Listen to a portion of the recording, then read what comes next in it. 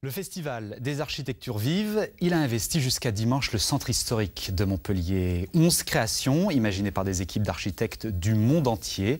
Pour les découvrir, il vous suffit de pousser la porte des hôtels particuliers qui accueillent la manifestation. Reportage Sylvie Bonnet, Enrique Garibaldi.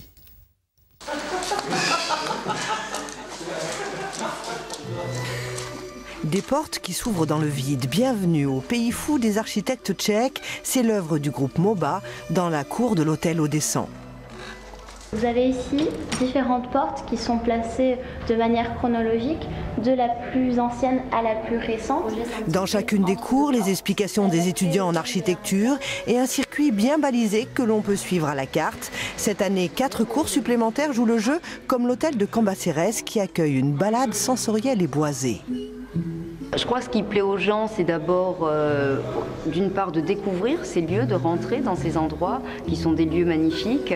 Et ce qui leur plaît aussi, c'est le caractère ludique qu'on va retrouver, la simplicité. Le festival ne cherche pas à donner des leçons, mais à plutôt donner du plaisir. Plaisir de sauter sur des plots colorés et déclencher une nuée de bulles, c'est l'installation des Montpelliéraines de RD Factory.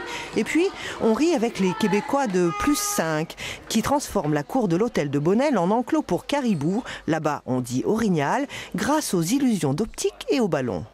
À un certain point précis dans la cour, on a cette définition qui est très nette, très claire de l'orignal. Et plus on se promène autour de cette installation, il y a une certaine dématérialisation qui s'opère pour peut-être mieux connaître la manière dont il est composé, c'est-à-dire à partir de ballons d'eau. Et quand extérieur et intérieur se confondent, ce sont les colonnes fluides qui répondent à celles de l'hôtel de Griffy pour se perdre encore et toujours dans les cours montpelliéraines.